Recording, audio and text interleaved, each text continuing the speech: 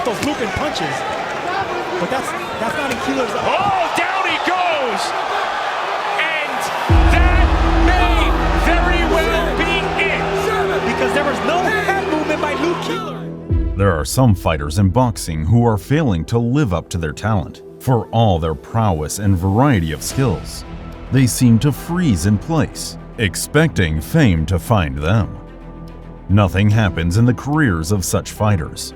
Absolutely nothing. Such fighters keep a 0 in their loss record, waiting for something special, waiting for a mega fight to be the game changer of their life. But sometimes you gotta stop waiting and just take action, to step into the ring and prove your case to be the best. After all, any great champion has no desire to fight someone who is only good on paper. On November 25th, Las Vegas will host an exciting super middleweight boxing match. David Benavidez versus Demetrius Andrade. Both have long dreamed of a super fight against Saul Canelo Alvarez. However, on November 25th, the dreams of one of them will be ended. You're on Boxing Classics channel, and this is the countdown to the Benavidez versus Andrade. Before watching, we kindly ask you to subscribe to the channel, give us a like, and be sure to leave a comment, please. It's just a second for you, but it's a huge support for us. Keep watching. When you're from a boxing family, where your father is a coach and your older brother is a hopeful for a successful athletic future, your journey seems set. But David Benavidez didn't see it that way. Outwardly, he looked nothing like a future champion. The kid so loved to eat, and at the age of 13, already weighed 249 pounds. He still had to do boxing to lose excess weight. David was lucky, because beside his close relative's example, he had other role models. While he was losing weight at the Wildcard Gym, the legendary Manny Pacquiao was training in front of him. It hardly takes more to get extra motivation. At 17 years old, David debuted in the pro ring following his older brother Jose, who was considered more talented and promising. But fate ordered a little differently. On the career ladder, David went easier and faster. 4 years later, he won his first super middleweight title by defeating Ronald Gavril.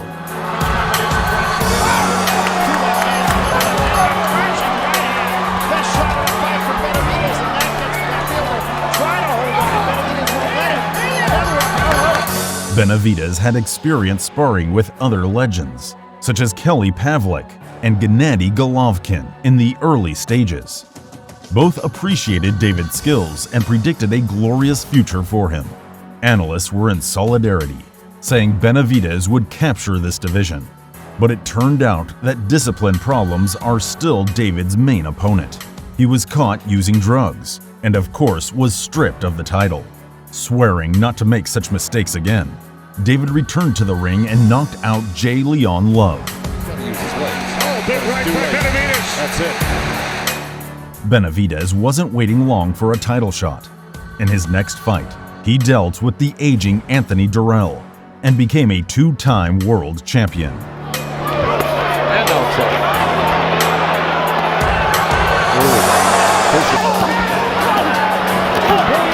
That's a nice counter hook by Derail. It seemed that now he would secure his place at the top and fight the other monsters of the division. But discipline failed him again.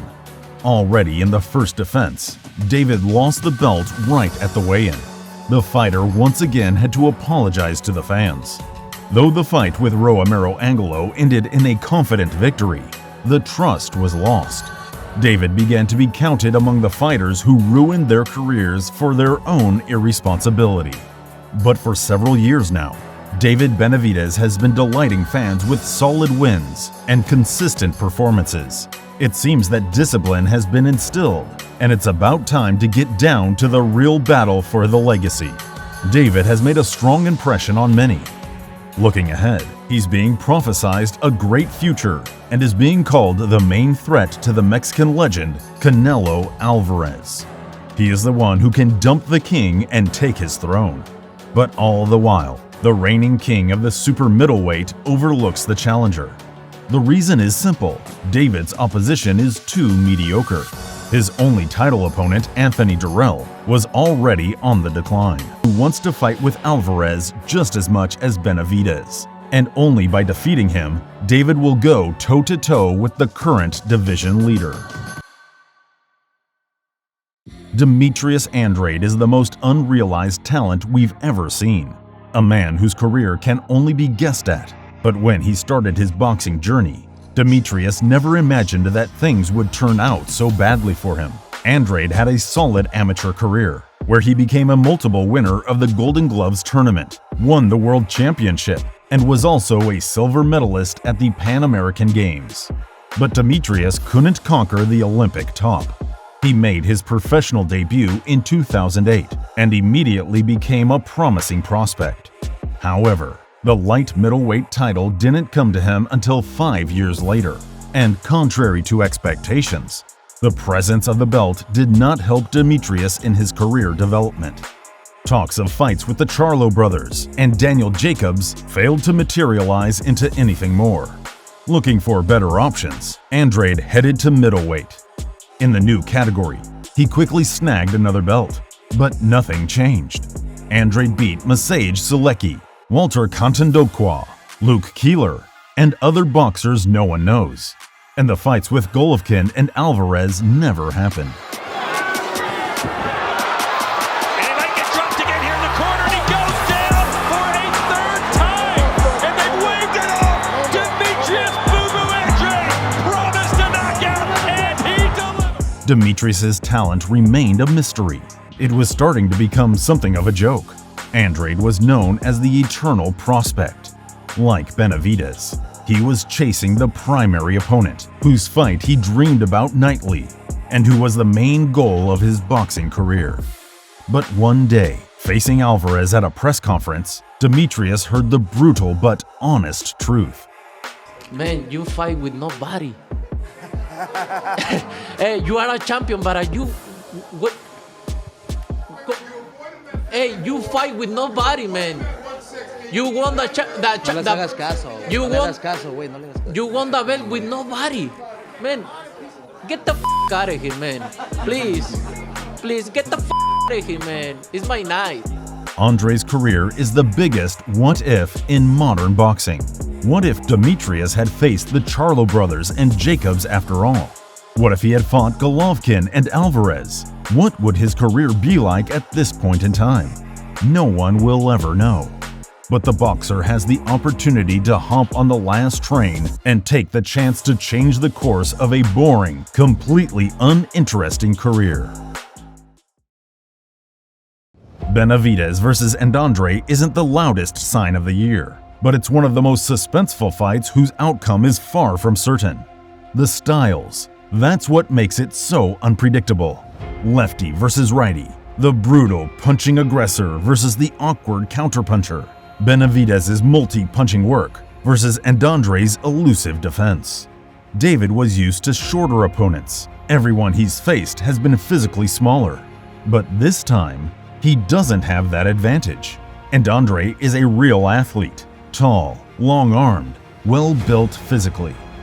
But certainly Demetrius has never faced opponents of Benavidez's level. This is going to be his biggest test. The main question that will determine the winner is how quickly David will establish a high-speed pace. If he manages to do it from the first rounds, his rival is in for a tough night. Otherwise, the bout could turn into a rubber match, which would be to Andrade's favor. The moment of truth is coming. Two men will step into the ring to fight for a dream they've been chasing for years. For one of them, it's the first and maybe only chance to show the talent that remains a secret. And for the other, it's an opportunity to prove that he is indeed Alvarez's future successor. On November 25th, one of them will have to accept a painful defeat.